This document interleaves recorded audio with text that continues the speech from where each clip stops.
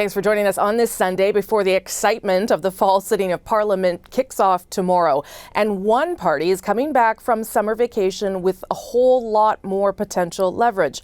The Bloc Québécois. With Conservatives eager to trigger a non-confidence vote, the Bloc's newfound influence could save the Liberals from an early election or send them packing. Earlier this morning, I spoke with the Bloc Deputy House Leader Christine Normandin. And Deputy House Leader Christine Normandin joins us now. Nice to see you this morning. It's a pleasure. Thanks for having me. I appreciate you doing this. So you said earlier last week that you are a phone call away and you're just waiting for the Liberals to call to start talking about things that you might be able to do together. Has that call come at this stage, Madame Normandin? Well, we don't really tend to discuss in public what we have as discussions between parties, but I can tell you for sure that if and when the phone rings, we answer, and nothing of what we've been asking or we will ask is kind of secret. It's things we've already asked in the past, so there's no real surprise for the Liberals when we get to speak with them. Okay, so talk about some of those asks then. Obviously things that are particular to Quebec, but what would that include? Well, there's not only things that are particular to Quebec. Our main request is that we stop discriminating between the elderly for OAS. We want to raise for both the elderly from 65 to 74, as well as 75 and plus. And that is good for Quebec, but that's also good for all Canadians. So that is our main request. We've had it for the past years, and we also tabled a bill that's already passed second reading on it. So that comes as no surprise. Otherwise, we have a bill for supply management that's already at the Senate. There's a request also for a better distribution of asylum seekers throughout the provinces. That's a request that Quebec has in the past, and we still have it. There's pressure put on all resources, education, hospitals, kindergarten, and housing. So that's a request that we've had in the past. I know there's discussions, but that's also a request that we'll continue to have in the future. Yeah, and I talked to Marc Miller about that, and we'll talk about that a little bit later because it is something they are trying to work on at any rate. Mm-hmm. Does the Bloc feel like you have, you must feel like you have more leverage now, that you have the possibility to advance some of these things that maybe were stuck in the past? Mm-hmm. Well, the way we see it is we're like in a back to normal situation. Yeah. We were elected as a minority government. That's the mandate the voters gave the government. And in the past 2 years and a half, we kind of had a de facto majority government. And now we're back to what it is supposed to be, with the power to negotiate between all opposition parties, and that includes us. So we do feel like there's a better window of opportunity for negotiations. Sure. In the past 2 years and a half, we have set the table, though, on different issues. We have raised red flags. We discussed some concerns that we had, made them public, made them well known, and now we're ready to make some gains. So it is indeed an exciting fall that's ahead of us. As you know, the Conservative leader, Pierre Poilievre, is threatening a confidence vote as soon as possible. What is the Bloc's position on that? Will you examine sort of what he puts forward? Will you examine the timing? How are you approaching that? Mm-hmm. Well, if we were like the Conservatives, I guess we'd just vote for a confidence motion with a confidence motion, knowing that our numbers are rather good, we have money, we're ready for an election, but that'd be selfish and self-centered, and that's not how we analyze things. The way we see it is, what's the opportunity we have to make gains for Quebec? And that's what people ask of us. People in Quebec are not asking for elections to start with, and they're not asking either that we replace the actual government just for another government that they don't really want neither. So we're not thinking about this in an election mode. We're thinking about the opportunity to make gains. So yes, we will analyze whatever comes in a confidence motion. If it's just replacing the government for the sake of replacing the government, well, we don't see the point. If it's on a carbon tax, well, the Conservatives know where we are at on the carbon tax, so they wouldn't be really serious about making the government fall if that's how they present a confidence motion. So we will see what's in it, and we will see what's the opportunity to make gains for people in Quebec, and as I mentioned, all Canadians on some issues as well. So that we're not looking at it through an opportunity for an election necessarily.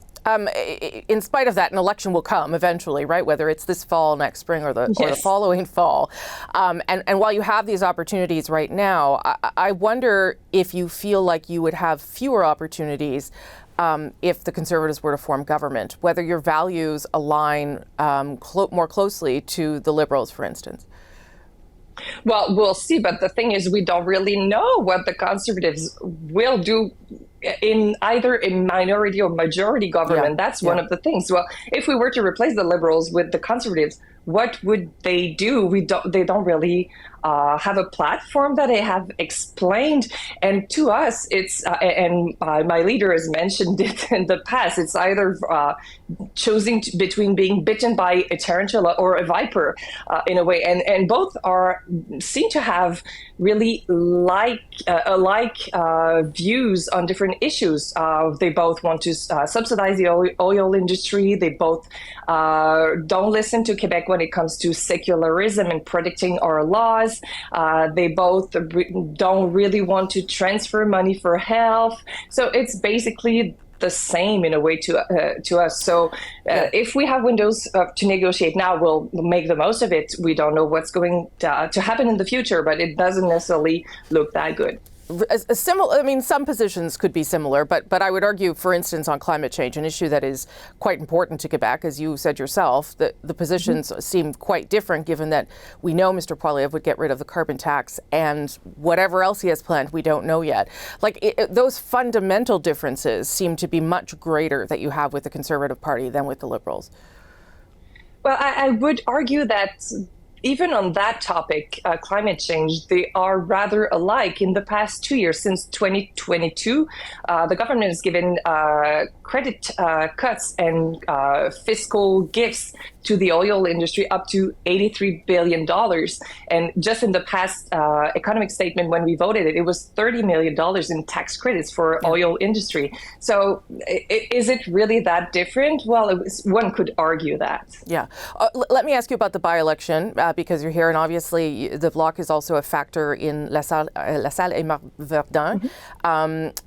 It's a potential pickup for you, which would be, I think, significant, because something on the island of Montreal is a harder win for the Bloc Québécois. What do you think is the chances that you might pick up this win, and how big a deal would that be for the Bloc to win there?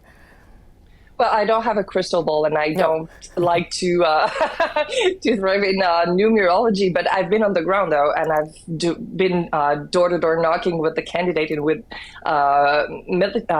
volunteers, and it felt good. The answer at the door was really nice, and people were telling us, well, please continue doing what you do. You defend us well, you represent us well on the hill, and I think what we've done in the past years, being the adult in the room, working in a rigorous fashion, not being ultra partisan, was appreciated, and the fact that we can make gains out of that was also appreciated. So it does sound good. I'm not, I won't say that we necessarily will win or lose, but there's a good vibe on the ground, and we can feel it, definitely, for sure.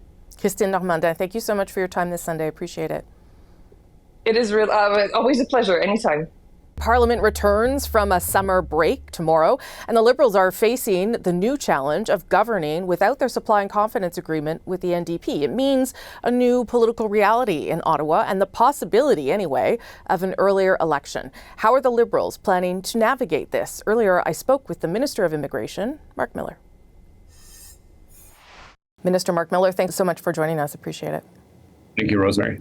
I'm going to start with some political questions instead of your file questions, if I can, but we'll get to that. Obviously, the dynamic has changed a lot since we last spoke. Your deal with the NDP is no longer. Pierre Poilievre has said he plans to trigger a non-confidence vote at the earliest possible opportunity. What do you think that's going to look like? What is that going to change in the House? The fact that you are going to have to try and talk to various parties and make various deals to make sure that there is no election. Yeah, that oddly sounds like business as usual, Rosemary. I think Pierre Poilievre would want to trigger a confidence motion every time he opens his mouth. I think what was less understood about our relationship with the NDP wasn't a coalition. It was a working group of, they supported us on a line item basis. We had a document that underpinned it, but it wasn't a blank authority to support the government at every turn. So every interaction we had with the NDP was one, whether it was in the agreement or not, that was an operation in convincing them to support us.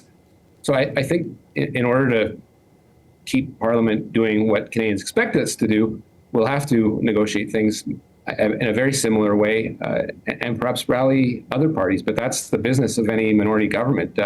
We're in a minority government. We shouldn't expect the government as a majority, and that requires us working with members of Parliament as Canadians would expect. So I feel like it's business.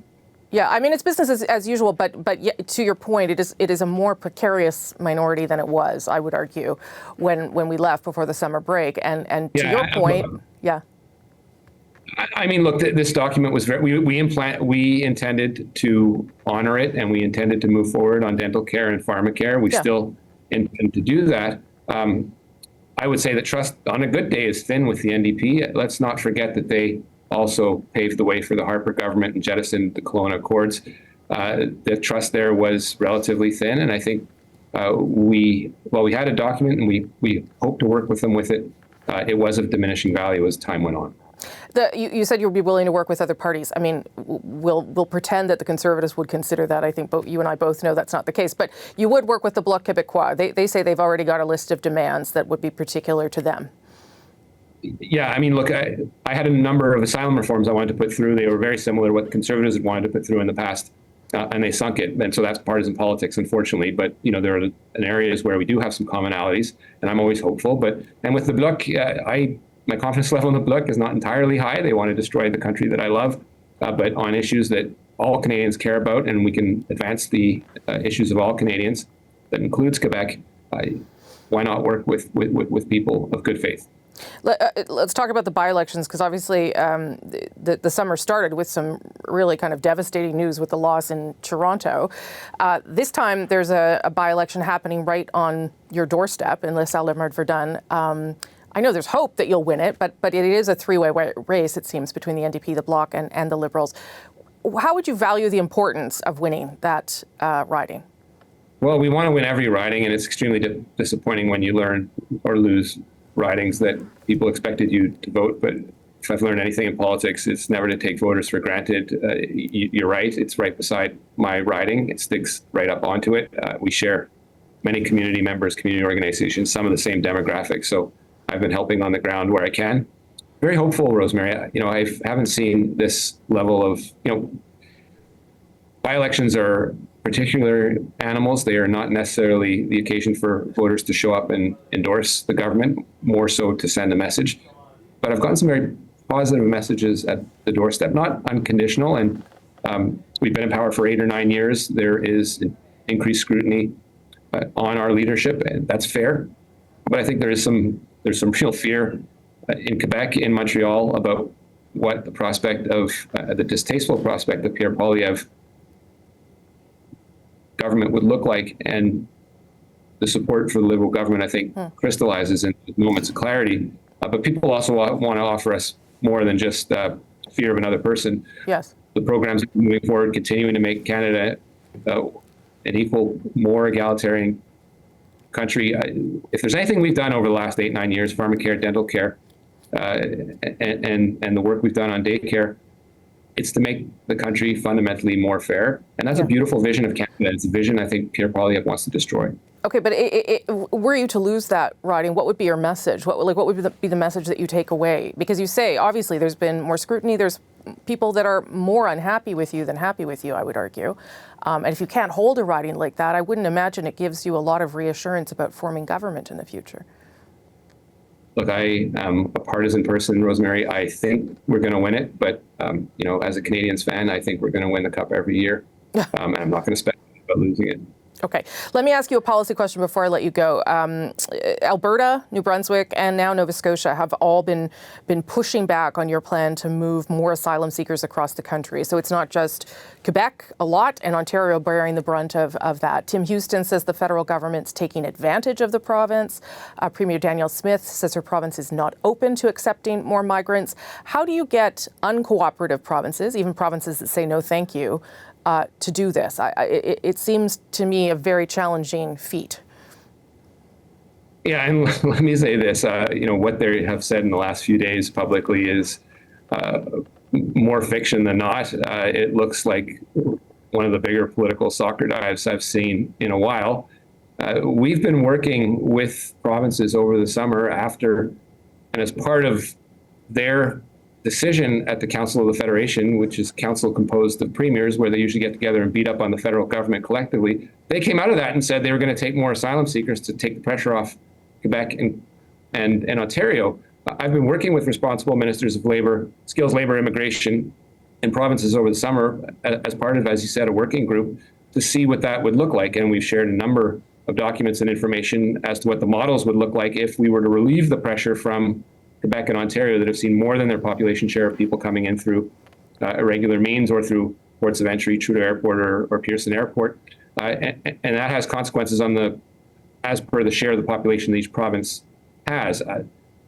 Premiers, it feels like a couple of these premiers were on their own conservative WhatsApp group and said, good golly, Justin Trudeau is going to force asylum seekers on us. It's complete garbage. We are looking at models whereby provinces, where they stand up, would say, hey, we'll take some asylum seekers. They can contribute to the economy. They'll get compensation. Federal government, as per our last budget cycle, has put $1 billion on the table for someone to lift up their hand and help out on this. Right.